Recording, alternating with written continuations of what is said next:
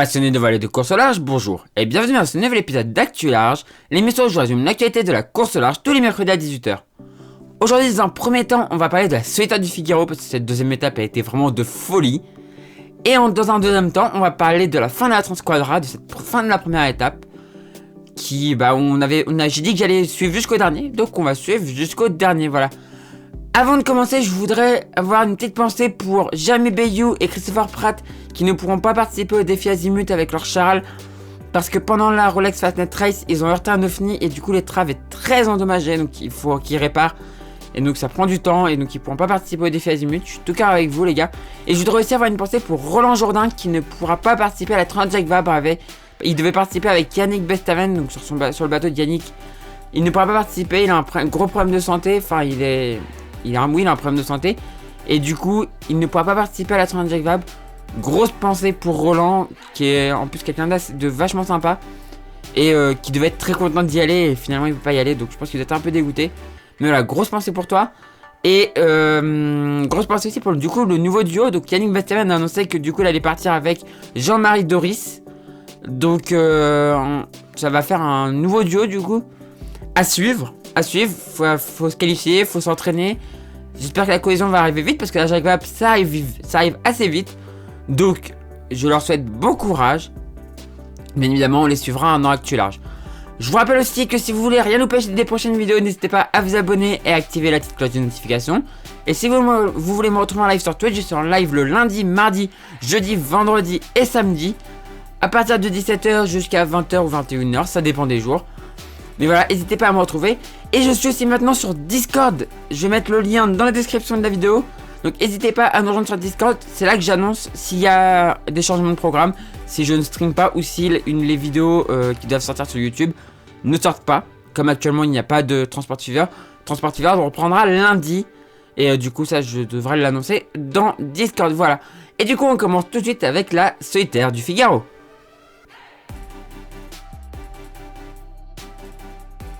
Il y a une semaine, on se posait la question dans le titre de la vidéo. Est-ce que la Solitaire du Figaro est jouée? Et bah la réponse cette semaine est peut-être, mais pas avec celui qu'on pensait. On va voir cette étape qui a été complètement folle. Cette étape a vraiment été complètement folle. On va suivre du coup cette première étape. Enfin cette deuxième étape du coup, c'était la deuxième étape. Entre Lorient et Fécamp.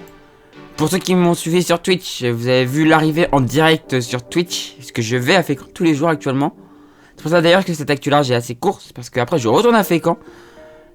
Pour voir les skippers. Surtout qu'aujourd'hui c'est la remise des prix de la deuxième étape. Et on voit, alors la première partie c'était de la vitesse à fond en direction du plateau de Rochebonne. Deuxième partie pareil, à fond la caisse. Alors, on voit qu'il y a déjà des écarts, hein, des bateaux qui n'arrivent pas à suivre. Mais là où ça s'est décanté, c'est après. On va regarder à ce moment-là. À ce moment-là, pour l'instant, aucun risque. Tom Laperche en tête, Eric Perron, Xavier Macaire, Gilles Damae, Pierre Quiroga. On a les deux premiers qui sont là, qui sont très proches, il n'y a pas de souci. La course ne s'est pas encore décantée. Sauf que derrière, eh bien, il s'est passé des choses. On arrive justement dans la zone où ça a commencé un peu à partir en sucette. Donc on va arriver au niveau de Saint, au niveau du rat de Saint. Voilà. Le passage dans le rat de Saint. Et c'est là que ça commence un peu à se décanter. Attention. Ça passe. Du coup, à partir de ce moment-là, c'est du prêt. Et ça sera du prêt jusqu'à l'arrivée. Ça remonte. Et là, on a déjà, normalement, par ici, on a déjà quelques faits de course. Hop là, déjà quelques faits de course à ce moment-là. À ce moment-là, un skipper que je connais bien, que j'apprécie énormément, se prend un boot dans la quille et on va voir que ça va être la maladie de cette étape. Et ce skipper, on va essayer de le retrouver, c'est Robin Marais. Robin Marais qui est où? Sur le classement, on va le voir, il doit être par ici, et voilà, il est là. Ma chance, moi aussi, 18ème. Donc, il se trouve, voilà, non, pas ici, par ici. qui malheureusement en fait s'est pris un boot dans la quille. Alors voilà, on voit la petite trajectoire là. C'est le boot dans la quille. C'est par ici, attendez. Il a dit du côté du four. Ouais, non, donc c'est bien passé. On a bien passé du coup. Mais voilà, il s'est pris un bout dans la quille, un casier qui ne flottait pas. Un casier, en fait, la bouée était sous l'eau. Donc il a pas pu l'avoir et il se l'est pris. Donc il a plongé dans du courant, dans du vent. C'était un peu chaud. Il a réussi à s'en sortir. Et là, bah, on va aller voir un peu ce qui s'est passé devant. Parce que devant, pareil, alors là, ça vient raser les cailloux. Avec Pierre qui regarde, qui prend la tête à ce moment-là. Ça vient raser les cailloux du côté des abers. On commence le rase-caillou hein, à ce moment-là. Enfin, on a déjà commencé, mais on a déjà commencé un peu depuis ça. Mais là, c'est vraiment tout le temps. C'est-à-dire, on tire des bords. On va tout le temps à la côte pour éviter le courant. Hop. Et là, ça commence à jouer stratégique. Là, ça commence à jouer stratégique. Et regardez. Regardez. Hop. Xavier Macquart 12ème. On a vu une trajectoire un peu bizarre là. Eh oui, Xavier Macquart s'est pris aussi un boot dans la quille, a plongé sous le bateau de nuit, truc de fou, enfin voilà. Et en plus a eu des problèmes d'électronique et donc on va regarder un peu ce que ça a donné en tête, mais vous allez voir. Xavier Macquart c'est le bateau bleu, noir et blanc là. Donc sans électronique et tout ça, bah Xavier Macquart se fait distancer malheureusement. Et on va voir que bah, ça a joué. Quand je vous dis que la solitaire n'est jamais jouée, quand je vous dis que c'est vraiment devenu la folie cette course, et bah voilà. Tout peut changer à n'importe quel instant. Pierre qui regarde du coup là s'est emparé de la tête et bah on sait ne va plus la lâcher hein. Il fait une trajectoire parfaite, il gère tout le monde, enfin c'est magnifique de la part de Pierre. Là on a des options, c'est super cool, vraiment. Des grosses options, ça se décale dans tous les sens. La flotte est étalée. À suivre en direct, pour en avoir un peu parlé avec Wilfried, du coup c'est un peu galère. Mais c'est hyper intéressant à suivre quoi, ça part dans tous les sens. Là on voit Xavier qui essaie quand même de s'accrocher quoi. Mais bon, l'option au nord de l'île, bah c'est pas bon. Et là j'ai eu peur. Clairement à ce moment-là j'ai eu peur parce que il y avait une renverse qui a approché. Et il faut savoir que bah, l'édition que j'ai suivie, moi là c'était en 2019. Et il y avait eu la fameuse prison d'Origny où Tanguy s'était échoué, où beaucoup de gens étaient restés coincés et que ça s'était bien échappé par devant. Et la renverse arrivée, j'avais vraiment peur. Et en fait c'est plutôt bien passé. J'en ai rigolé par contre avec Tanguy. Tanguy, je lui ai dit, parce que je l'ai vu plusieurs fois là depuis l'arrivée. Et je lui ai dit, oui, tu as vaincu la malédiction de la prison d'Origny. Il me fait, ah ouais. Il me fait, mais attends, mais tu sais que j'ai failli aller dans les cailloux. Voilà, Tanguy a failli y retourner. Hein. Il était chaud pour aller en fait ici. Pour aller faire du rase-cailloux par ici et par ici aussi. Et il s'est un peu ravisé quoi. Ça lui a rappelé quelques mauvais souvenirs, donc il s'est un peu ravisé. Même si on va voir quand même qu'ils ont quand même bien joué. Hein. Ils ont quand même bien joué. Donc, devant ça passe bien, derrière ça ralentit quand même pas mal. Hein. Ça c'était à se douter. Devant voilà, on retourne jouer dans les cailloux pour éviter le courant. Tanguy il y va mais on sent quand même qu'il y a quand même une petite appréhension quoi. Et regardez-moi ça. L'avance de Pierre Quiroga. C'est monstrueux. Alors derrière c'est très loin. C'est entre guillemets normal. Alors pourquoi aller très au large comme ça? Pour lui là je comprends pas. Derrière ça va très au large aussi. Parce que le courant à ce moment là de toute façon que tu sois ici ou ici il est à peu près pareil. Donc autant aller jouer pourquoi pas avec le vent quoi. Parce que la Manche en fait, ce qui se passe c'est que la Manche à partir d'un certain moment t'as un peu un plateau quoi. Ça s'approfondit pas énormément quoi. Et là Pierre Quiroga qui vient jouer le long de la côte du côté de mes belles falaises. Et qui remporte cette deuxième étape. Suivi par Tam Laperche, Achille Nebou, Gilda Mahé, Gaston Morvan 5ème, Alexis Loison 6ème, Fabien Delahaye 7ème, Alors, on va descendre comme ça. J'ai dit Fabien Delay, voilà. Fabien Delay 7ème. Skipper Erwan Le Drioulec 8ème. Eric Perron 9ème. Corentin Auro 10ème. Tanguy Le Turquet 11ème. Juste devant Elodie Bonafou. C'était une bataille de folie. Hein. Ça s'est joué à rien. Je regardais de la plage, je ne savais pas qui était passé devant l'autre. Et Tanguy a fini, regardez, 2 jours, 21h, 0 minutes, 31 secondes. 2 jours, 21h, 0 minutes et 33 secondes. Il y avait 10 secondes entre Tanguy Le Turquet et Elodie Bonafous. Depuis la plage, c'était impossible de savoir qui l'avait emporté. C'était franchement magnifique de la part de... Magnifique combat. Ensuite, on a Martin Le Pape, Xavier Macaire 14ème. Qui malheureusement du coup perd la tête au général. Alexis Thomas 15ème. Alan Robert 16ème. Pierre Le Boucher 17ème. Philippe Hartz sur le bateau que je connais 18ème.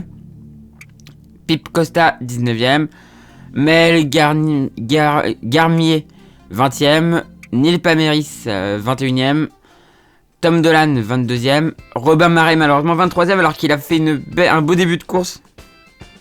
Je suis assez dégoûté pour lui, mais voilà, son problème lui aura coûté cher malheureusement. Donc il est 23ème. Violette d'Orange 24ème. Arthur Hubert 25ème. Benoît Mariette 26ème. Charlotte Yven 27ème. Jules Delpech 28ème. Damien Cloarec 29ème. Estelle Grec 30ème. Marc Malaret 31ème. David Paul 32ème. Francisca je sais pas comment on dit 33ème. Et Jess Feeling 34ème qui arrivait vraiment très loin de tout le monde. Qui arrivait vraiment très loin. Il est arrivé vers 17h alors que les premiers sont arrivés vers 8h du matin. Voilà. On va aller regarder du coup le classement. Le classement par au général. Donc le classement général. Hop là. Donc Pierre Quiroga s'est emparé de la tête du coup, suivi par Xavier Macaire. Xavier Macaire a quand même sauvé une deuxième place. Mais il est à 1h36 minutes et 55 secondes. C'est vraiment énorme. C'est énorme, mais tout peut arriver. La prochaine étape, c'est une étape avec beaucoup moins de vent. Donc ouais, à voir. Tom Laperche, par contre, est bien revenu. Est à 1h37 et donc il y a un peu moins d'une minute à quelques secondes de Xavier Macaire, donc ça va se jouer entre eux deux pour la deuxième place. Et s'il y a un coup de génie, bah peut-être arriver à reprendre la première place. Ensuite on a Gilles Damae qui est 4ème, Alexis Loison 5ème, Achille Nebou 6ème, Gaston Morvan 7ème, premier bisu, bravo Gaston.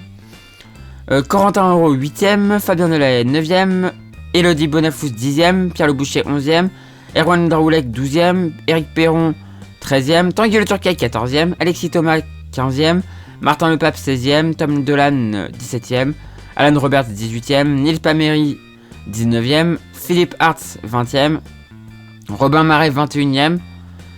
Voilà, s'il avait pas eu ses problèmes, je pense qu'il serait bien plus haut au classement s'il avait pas eu son problème sur la deuxième étape. Jules Dépêche 22ème, Charlotte Yven 23ème, Violette d'Orange 24ème, Damien Cloarec 25ème, Arthur Hubert 26ème, Pip Costa 27ème, Estelle Grec 28ème, Mel Garnier 29ème, Marc Malaret 30ème, Calpiche Francesca, je sais pas si c'est comme ça que je dis, 31ème, Benoît Mariette 32ème, et David Paul 33ème, sans que eux deux ont eu des abandons. Et enfin, je l'ai oublié, Jess Feeling, qui est 34ème. Donc qui est quand même derrière deux bateaux qui ont abandonné, donc derrière Benoît Mariette et David Paul qui ont abandonné sur la première étape. Donc qui ont pris le temps sur la première étape, qui ont pris le temps du dernier plus 2 heures. Donc voilà, ils sont 32ème et 33ème, les deux abandons. Mais rien n'est impossible, c'est pas impossible de remonter. Hein. Si on regarde, ils sont à 3 heures de ces bateaux-là, mais comme, bah par exemple, Benoît Mariette est plutôt pas mauvais. Je pense qu'il a moyen de faire une petite remontada là. En plus, ça a l'air d'être assez proche. On voit 10h12, 10h18, 10h32. Et là, on a 13h09. Donc, peut-être qu'il y a moyen de remonter. Je lui souhaite. Je lui souhaite. La prochaine étape, du coup, part dimanche en direction de la baie de Morlaix, on va à Roscoff. En passant du coup par ici. Ensuite on passe là, on passe là, on passe là. On vient chercher une bouée qui est par là. On redescend et on revient dans la baie de Roscoff. À Roscoff du coup ici. Roscoff avec l'île de Bats qui est ici. Et Roscoff du coup qui est juste là. Donc ça va être une superbe étape encore à suivre. Et bien évidemment, on en reparlera du coup, je pense jeudi, même s'il arrivait jeudi, début de journée, ça devra le faire. Sinon, s'il arrivait et jeudi, fin de journée, Actu Large sortira vendredi. Donc du coup, on en reparlera dans tous les cas dans le prochain Actu Large. Bah dans une semaine, dans le prochain Actu Large.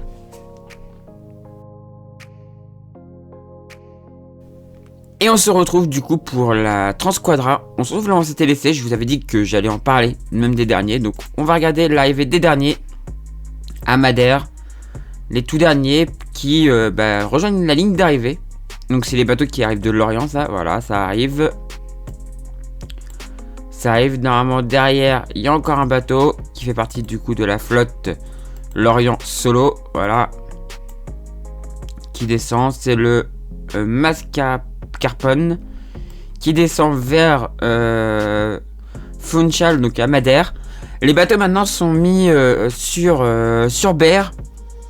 Ils sont mis à l'abri puisque la prochaine étape partira en janvier. C'est un peu la particularité de cette course, c'est que la première étape se déroule à la fin de l'été et la deuxième en hiver, pour éviter en fait les tempêtes qui peuvent se trouver des fois dans les alizés ici. On essaie de les éviter, donc du coup on part qu'en janvier en direction après du Marin en Martinique. Mais du coup voilà, prochain départ en janvier pour cette course qui est passionnante. Et bien évidemment, on la suivra dans Actu Large. Voilà, j'espère que cette vidéo vous a plu. Si c'est le cas, n'hésitez pas à mettre un pouce en l'air, à la commenter et à la partager. Si vous n'êtes toujours pas abonné à la chaîne, n'hésitez pas à vous abonner pour ne rater des prochaines vidéos. Et si vous voulez aider financièrement la chaîne, c'est plateforme tour sur Utip ou Tipeee. Les liens sont dans la description de la vidéo pour aider une publicité ou une vidéo, ça ne coûte rien et moi ça m'apporte quelques centimes. Et si vous souhaitez faire un don, c'est possible aussi sur ces deux plateformes, voilà. Et du coup moi je vous dis à la prochaine pour la prochaine vidéo sur la chaîne Toria. Et du coup ciao tout le monde, ciao ciao ciao.